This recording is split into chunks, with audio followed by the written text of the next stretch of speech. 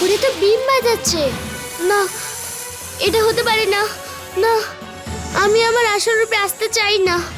আমি আমার নাগার্জুনকে খুঁজে বের করতে চাই। এটাকে থামাও।